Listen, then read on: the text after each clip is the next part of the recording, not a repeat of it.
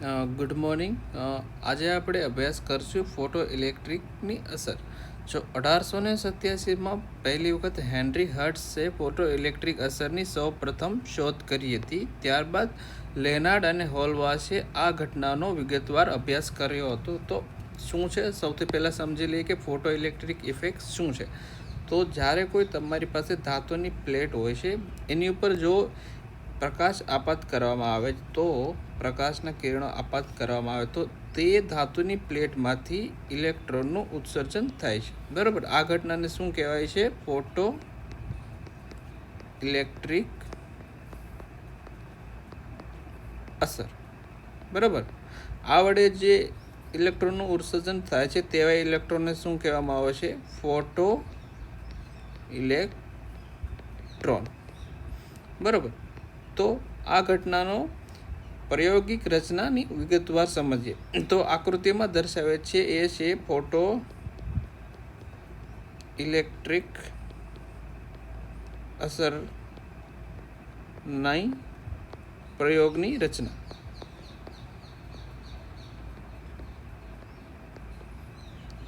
અહીંયા તમે જોઈ શકો છો કે એક કાચની શૂન્યાવકાશ નળી લેવામાં આવે છે. કાચની શૂન્યાવકાશ નળી એટલા માટે લેવામાં આવે કે જે ઇલેક્ટ્રોન તમે અહીંયા કલેક્ટ કરો છો તે માત્ર ને માત્ર ધાતુમાંથી આવેલા હોવા જોઈએ. બરાબર, તો અહીંયા કેથોડ ઉપર તમારે ફોટો સંવેદી પ્લેટ મતલબ ધાતુની પ્લેટ રાખવામાં આવે છે. એનોડ ઉપર તમે ઇલેક્ટ્રોન જે ધાતુની પ્લેટમાંથી નીકળેલા ઇલેક્ટ્રોનને કલેક્ટ કરો છો, તો એનોડને કલેક્ટર તરીકે પણ ઓળખવામાં આવે છે. બરાબર, અહીંયા ક્વાર્ટ્ઝની બારીમાંથી પ્રકાશ આપાત કરવામાં આવે છે. જે પ્રકાશની આવૃત્તિ અને તીવ્રતા તમે ચેન્જ કરી શકો છો. બરાબર, હવે જે ઇલેક્ટ્રોન અહીંયાથી પસાર થશે તો કાચની નળીમાં શું થશે? પ્રવાહ, ઇલેક્ટ્રોનનો પ્રવાહ મળશે. ઇલેક્ટ્રોનનો પ્રવાહને અહીંયા તમારા એમીટરની મદદથી, એમ્પિયર મીટરની મદદથી ઇલેક્ટ્રોન પ્રવાહનો મેઝર કરવામાં આવે છે. બરાબર, અને પ્રવાહનું મૂલ્ય બહુ ઓછો હોય છે તો એ માઇક્રો એમ્પિયરમાં મેઝર કરવામાં આવે છે. અહીંયા કમ્યુટેટર છે એનો યુઝ થઈ છે કે અહીંયા તમારે જો વિદ્યુત સ્થિતિમાન પોઝિટિવ અને પોઝિટિવમાંથી નેગેટિવ કરવો હોય તો તે કમ્યુટેટરની મદદથી તમે અહીંયાનો વિદ્યુત સ્થિતિમાનને પોલારિટી જે છે એ પોઝિટિવ અને નેગેટિવમાં ચેન્જ કરી શકો છો. બરાબર, અને અહીંયા તમારો રિયોસ્ટેટ છે. રિયોસ્ટેટની મદદથી શું થશે? તમે જે વોલ્ટેજ છે એ વેરી કરી શકો છો. વોલ્ટેજ વેરી કરી શકો છો. સિમ્પલ એમ્પિયર નો નિયમ V = IR.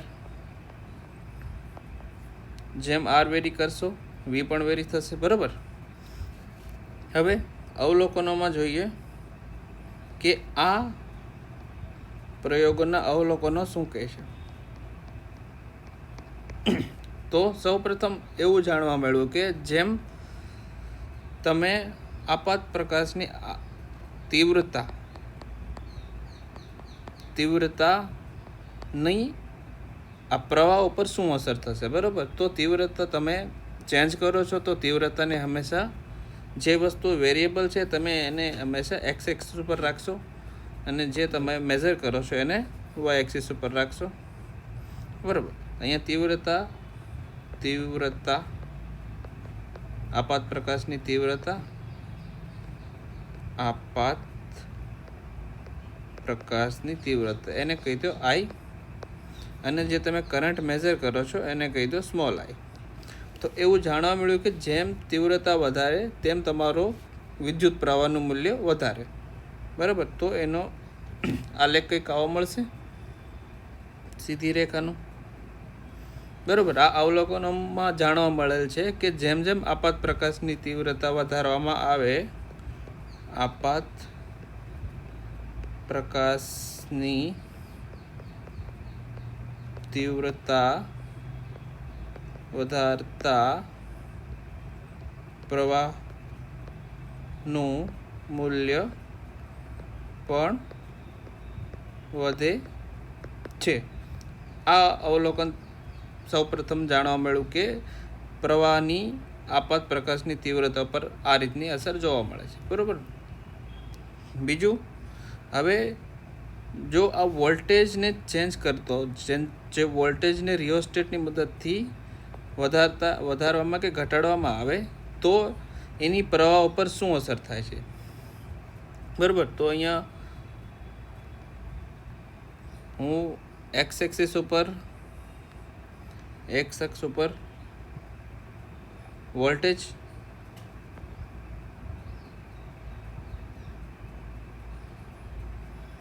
એક્સિસ ઉપર વોલ્ટેજ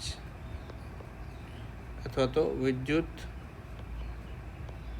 સ્થિતિમાન અને વાય એક્સિસ ઉપર પ્રવાહ. પહેલા ધારો કે હું આઈ તીવ્રતા વાળો પ્રકાશ આપાત કરવામાં આવે, ધારો કે I1, તો અવલોકનો પરથી જાણવા મળ્યું છે કે તેનો આલેખ કંઈક આ રીતનો જ આવે. બરાબર. અહીંયા જુઓ નેગેટિવમાં, હવે નેગેટિવમાં જે વેલ્યુ મળે છે એને કહી દો V0. તો પહેલાં સમજી લઈએ નેગેટિવ વિદ્યુતભાર ને વિદ્યુત સ્થિતિમાન છે શું થશે. ધારો કે પહેલાં અહીંયા ધન વિદ્યુત સ્થિતિમાન છે. હવે ધન વિદ્યુત સ્થિતિમાનના કારણે શું થશે, અહીંયા જે ઇલેક્ટ્રોન છે એ એટ્રેક્ટ થઈને તમારા કલેક્ટર ઉપર જશે. હવે જેવું કમ્યુટેટરની મદદથી તમે અહીંયા ઋણ સ્થિતિમાન કરી દેશો, ઋણ સ્થિતિમાનથી શું થશે, જે ઇલેક્ટ્રોન અહીંયા આવે છે એ ઋણ સ્થિતિમાનના કારણે અપાકર્ષિત થઈને અહીંયાથી સ્ટોપ થઈ જશે. બરાબર, અહીંયાથી વિરુદ્ધ ડાયરેક્શનમાં, વિરુદ્ધ દિશામાં જશે. બરાબર. તો એવું સ્થિતિમાન કે ભાઈ આ V0 શું દર્શાવે કે V0 એવું વિદ્યુત સ્થિતિમાન છે કે જ્યારે તમારો વિદ્યુત પ્રવાહ જે I કેવો થઈ જાય 0. તેવો વિદ્યુત સ્થિતિમાનને શું કહેવાય છે, V0 ને સ્ટોપિંગ પોટેન્શિયલ. સ્ટોપિંગ પોટેન્શિયલ મતલબ આ વિદ્યુત સ્થિતિમાને તમારા બધા જ ઇલેક્ટ્રોન જે ધાતુમાંથી નીકળે છે એ કેવા થઈ જાય છે, સ્ટોપ. અહીંયા સ્ટોપ થઈ જાય છે. બરાબર. એ ઋણ વિદ્યુત સ્થિતિમાનને શું કહેવામાં આવે છે કે સ્ટોપિંગ પોટેન્શિયલ. બરાબર. હવે આ થઈ ગયું તમારા I1 માટે. હવે જો તીવ્રતા વધારવામાં આવે, ધારો કે I2 એ ગ્રેટર ધેન છે I1, I1 થી વધારે તીવ્રતાવાળો પ્રકાશ આપાત કરવામાં આવે છે, તો તેવું જાણવા મળ્યું છે કે જે તમારા સંતૃપ્ત કરંટ છે એ વધારે મળે છે I2 માટે. જો અહીંયા પ્રવાહની વેલ્યુ I છે તો આ પ્રવાહની વેલ્યુ વધારે છે, I1 કરતાં I2ના પ્રવાહની વેલ્યુ વધારે છે. અહીંયા જોઈ શકો છો તમે વાય એક્સિસ ઉપર. પણ પોટેન્શિયલ જે સ્ટોપિંગ પોટેન્શિયલ છે તે સેમનું સેમ જ રહે છે. બરાબર. સેમ જો I3 લેવામાં આવે, જો I3 છે એ ગ્રેટર ધેન છે I2. હવે I2 કરતાં પણ વધારે તીવ્રતાવાળો પ્રકાશ લેવામાં આવે તો કેવો, તો તમને સંતૃપ્ત પ્રવાહ વધારે મળશે, પણ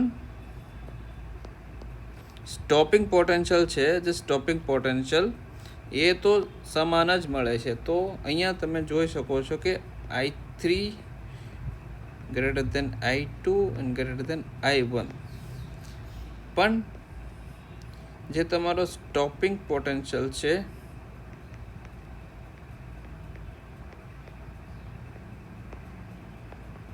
એ તીવ્રતા પર આધાર રાખતો નથી. બરાબર. આ અવલોકનો ઉપરથી જાણવા મળ્યું કે તમારું જે સ્ટોપિંગ પોટેન્શિયલ છે V0 એ તમારી તીવ્રતા ઉપર આધાર રાખતો નથી. હવે એનાથી વિપરીત, જો તીવ્રતા અચળ અને આપાત પ્રકાશની આવૃત્તિ બદલવામાં આવે, ધારો કે આવૃત્તિ આવૃત્તિને આપણે F0 વડે દર્શાવીએ, F વડે દર્શાવીએ. F 3 આવૃત્તિ લઈએ, F1, F2 અને F3. અવલોકનો ઉપરથી એવું જાણવા મળ્યું કે તમારા વાય એક્સિસ ઉપર, એક્સ એક્સિસ ઉપર અગેન સેમ તમારો વિદ્યુત સ્થિતિમાન વી, કેપિટલ વી, અને વાય એક્સિસ